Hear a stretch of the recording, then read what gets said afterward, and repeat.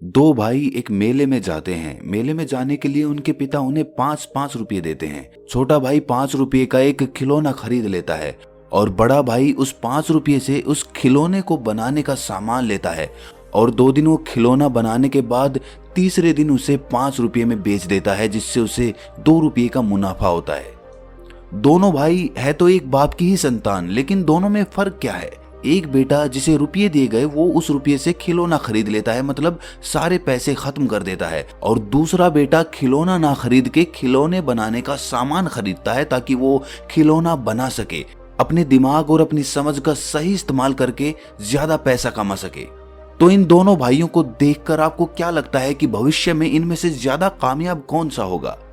जाहिर सी बात है, जो अपने पैसे से पैसा कमाना जानता है, पैसे कमाने की नई नई तरकीबें लगाता है, वो भविष्य में ज्यादा कामयाब रहेगा। और जो बच्चा पैसे को यूं ही खर्च कर देता है, वो आज नहीं तो कल अपने पैसे को खत्म कर देगा।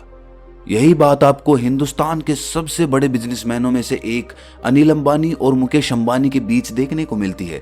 दोनों को बराबर संपत्ति बांटी गई थी, लेकिन अनिल अंबानी जहां अपनी संपत्ति को खत्म करता चला गया, वहीं मुकेश अंबानी अपनी संपत्ति को नए पैमाने पर लेकर गया।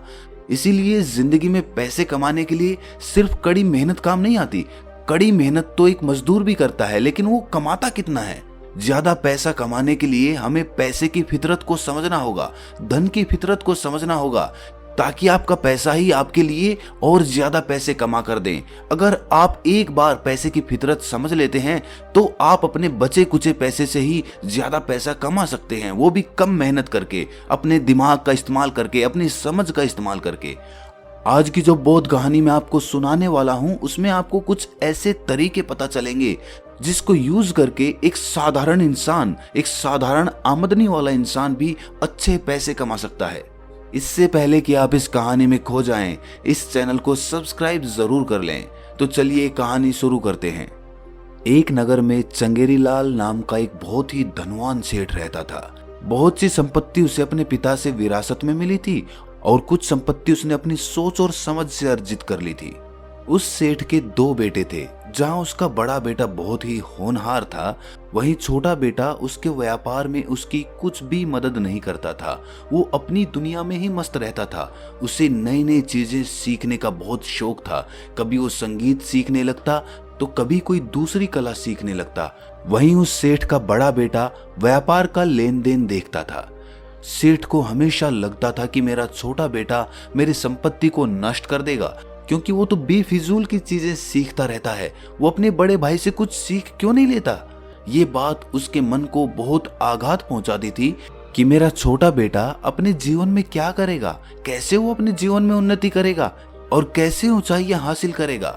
एक दिन उसने अपने दोनों बेटों को अपने पास बुलाकर कहा कि ये धन संपदा मैंने बहुत मेहनत से खड़ी की है, लेकिन जब तुम मेरी इस संपत्ति का सही उपयोग नहीं करते तो मुझे बहुत दुख होता है।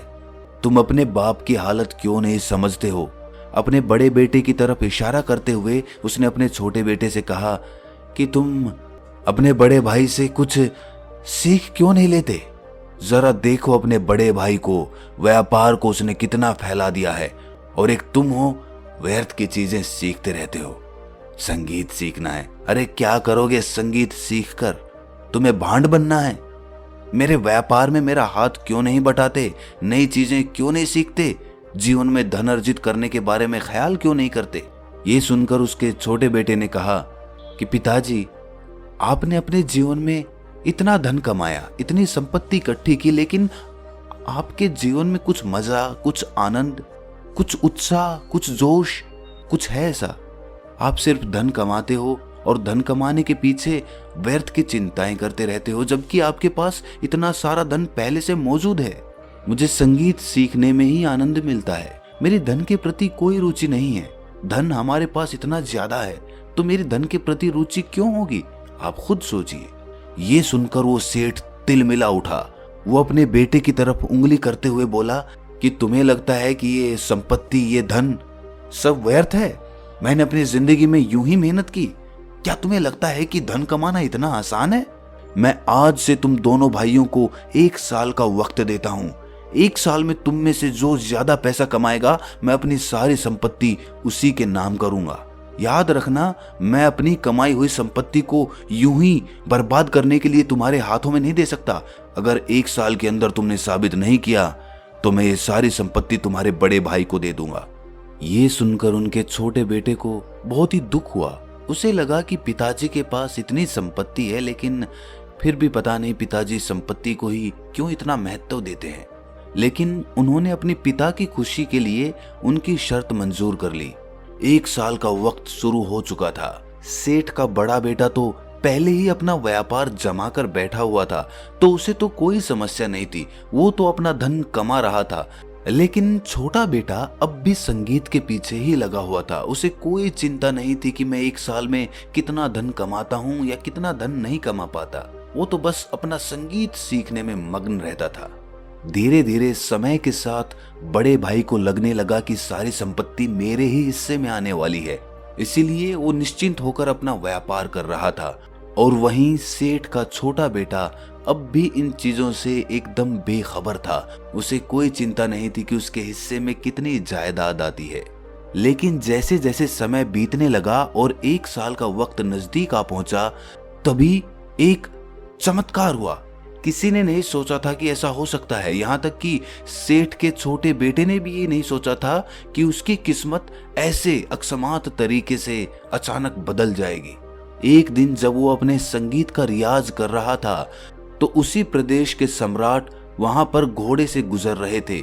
जब वो वहां से गुजर रहे थे तो उन्होंने सेठ के छोटे बेटे को संगीत बजाते हुए और गाते हुए देखा, और वो सम्राट उसके संगीत से इतना प्रभावित हो उठा कि उसे अपने राजदरबार में शाही संगीतकार का पद सौंप दिया। शाही संगीतकार राजघराने में बहुत ही ऊंचा ओहदा रखते थे, इसीलिए अचानक से सेठ के छोटे बेटे की किस्मत बदल चुकी थी। अब उसके पास धन की कोई कमी नहीं थी। जब भी राजदरबार में वो कोई गीत पेश करता तो वो सम्राट अनेक स्वर्ण मुद्राएं उस पर न्योछावर कर देता था। इसीलिए बहुत ही कम समय में सेठ का छोटा बेटा बहुत धनवान बन चुका था। जब सेठ को इस बात का पता चला तो उसे अचंभे के साथ बेहद खुशी भी हुई। उसे कभी लगता ही नहीं था कि उसका छोटा बेटा जीवन में इतना कामयाब हो सकता है। लेकिन अपने छोटे बेटे की कामयाबी की वजह से सेठ को अपने सिद्धांतों पर शक होने लगा था। उसने जो धन कमाने के सिद्धांत बना रखे थे वो सारे सिद्धांत ढह गए थे। उसने सीखा था कि जीवन में अगर धन अर्जित करना हो तो कड़ी मेहनत करनी पड़ती है, लेकिन उसके छोटे बेटे ने ये साबित कर दिया था कि बिना मेहनत किए भी धन अर्जित किया जा सकता है। आप अपनी रुचि के हिसाब से काम करते हुए भी अपार धन संपदा पैदा कर सकते हैं। इसीलिए जब सेठ को विश्वास हो चला कि उसका छोटा बेटा धन कमाने के मामले में उससे भी ज्यादा सोच और समझ रखता है, तो एक दिन उसने अपने दोनों बेटों को अपने पास बुलाया। उसने अपने बड़े बेटे से कहा कि बेटा, आज जो बात मैं तुमसे कहने वाला हूँ उस बात का तुम्हें बुरा भी लग सकता है, लेकिन अगर तुम अपने अहंकार को बराबर में रखकर सोचोगे तो तुम्हें ये एहसास होगा कि तुम्हारा छोटा भाई धन कमाने के मामले में तुमसे और मुझसे भी ज्यादा समझ रखता है। ये बात मुझे आज तक पता नहीं थी, लेकिन अब मैं ये बात अच्छी तरह से महसूस कर सकता हूँ कि तुम्हारा छोटा भाई धन कमाने के लिए तुम्हें कुछ आसान सिद्धांत बता सकता है। इसीलिए तुम अपने छोटे भाई की सीख को छोटे में मत लेना, उसकी सीख को बड़े गौर से और बड़े ध्यान से सुनना, क्योंकि वो तुम्हारी जिंदगी को एक नई दिशा दे सकता है।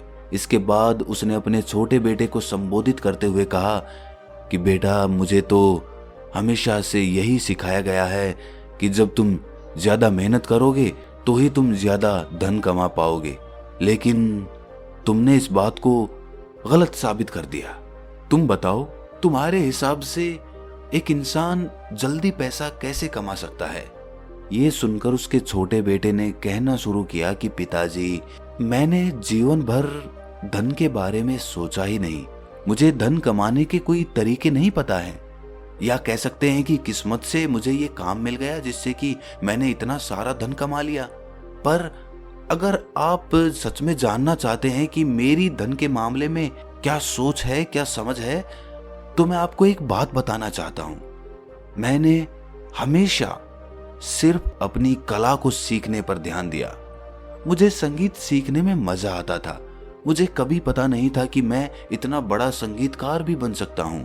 लेकिन कहते हैं कि आपकी कला आपको कभी भूखा नहीं मरने देती। इसीलिए मैं धीरे धीरे वो कला सीखता रहा। और कला सीखने का काम एक दिन का नहीं होता है, एक महीने का नहीं होता है।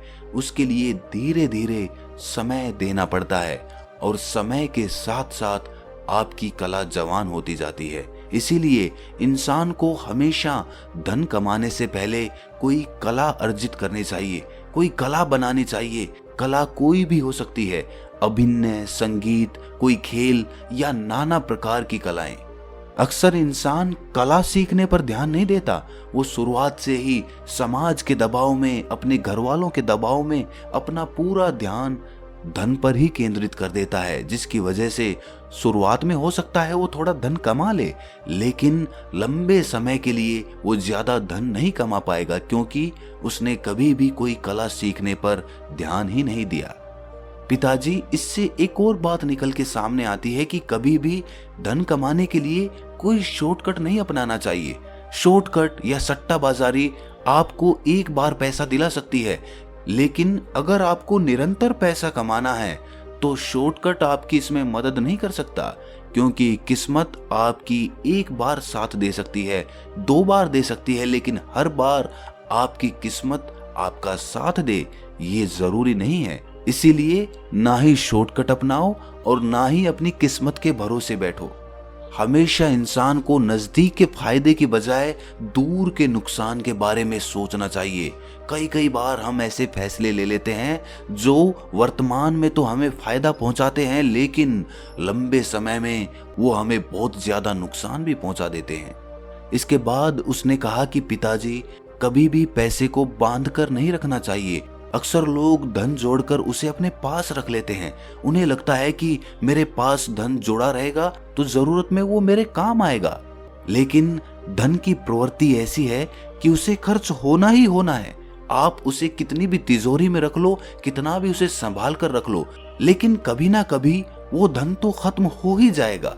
इसीलिए धन को बांध कर रखने की बजाय उसे अलग अलग जगह पर लगा दो, जिससे कि आपका धन ही आपके लिए और ज्यादा धन कमा कर दे। मॉडर्न लैंग्वेज में अगर मैं आपको बताऊं तो हिंदुस्तान में सिर्फ 5% लोग शेयर मार्केट में इन्वेस्ट करते हैं और वहीं अमेरिका में यही आंकड़ा 55% का है।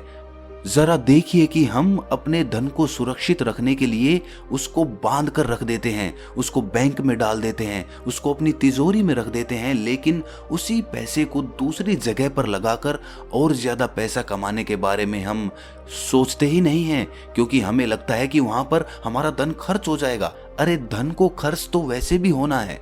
इसके बाद सेठ के छोटे बेटे ने कहा कि पिताजी, धन कमाने के लिए मुझे लगता है कि इंसान को ऐसा काम करना चाहिए जिसमें उसे अपना बहुत ज्यादा वक्त ना देना पड़े। मतलब अगर वो मौजूद ना हो तब भी उसका काम चलता रहे। इससे क्या होगा कि उस इंसान का समय बचेगा और वही समय वो दूसरे कामों में लगाकर वहां से भी धन और पैसा कमा सकता है। लेकिन इंसान को पैसे कमाने के लिए इतना भी तनाव नहीं लेना चाहिए कि उसे अपने शरीर से ही समझौता करना पड़ जाए।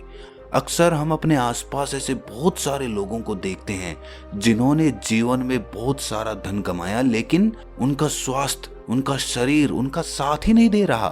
तरह तरह की बीमारियों से ग्रसित हैं। आखिरी और सबसे बड़ी बात, उस पैसे का सदुपयोग करना। जो भी पैसा हम कमाते हैं, अगर हम उसका सही उपयोग नहीं करेंगे तो आज नहीं तो कल पैसा खत्म हो ही जाएगा। इसीलिए जो पैसा दूसरों की मदद करने के लिए या दूसरों को काम देने के लिए खर्च किया जाता है, वो पैसा खत्म होने पर भी आपको दुख नहीं देता। इसीलिए ऐसा काम करो ताकि तुम्हारे जरिए दूसरे लोगों को भी काम मिल सके, दूसरे लोगों का जीवन भी सुधर सके। आखिर में एक बात कहना चाहता हूँ कि पैसा तो सब कमाना चाहते हैं और वो भी आसान तरीके से, लेकिन कमा कितने लोग पाते हैं। इसीलिए हमेशा किसी कला को सीखने पर ध्यान दो। जितने भी फिल्म सितारों को हम देखते हैं, उन्होंने अपने जीवन काल में बहुत मेहनत की। अपने शुरुआती दिनों में उनके पास कोई पैसा नहीं होता था, कोई फेम नहीं होता था, लेकिन उन्होंने अपनी कला को सीखना जारी रखा और इतने साल अपनी कला को सीखने के बाद आज उसका परिणाम उन्हें मिल रहा है। लेकिन ये एक दिन में नहीं हुआ, उन्होंने निरंतर अपनी कला को निखारा। अगर आप कोई कला अर्जित कर लेते हैं तो पैसा आपके पीछे भागेगा, लेकिन अगर आप पैसे के पीछे भागेंगे तो आप भागते ही रह जाएंगे, लेकिन आपकी दौड़ कभी पूरी नहीं होगी। इसीलिए किसी भी कला को सीखना शुरू करो। कला कोई भी हो सकती है, शेयर मार्केट, कोई स्पोर्ट, कोई बिजनेस, ये सभी कलाएं होती हैं जिनके द्वारा हम अच्छा धन अर्जित कर सकते हैं, अच्छा पैसा कमा सकते हैं। इसीलिए पैसे के बारे में सोचना बंद करो, पैसा अपने आप आ जाएगा। किसी कला के बारे में सोचो, कला को कैसे ऊपर उठाया जाए इसके बारे में अपनी समझ पैदा करो। तो दोस्तों, कैसी लगी आपको ये कहानी कमेंट सेक्शन में जरूर बताना, और अच्छी लगी तो इस चैनल को सब्सक्राइब जरूर करना। तो मिलते हैं अगली कहानी में, तब तक के लिए अपना ख्याल रखें।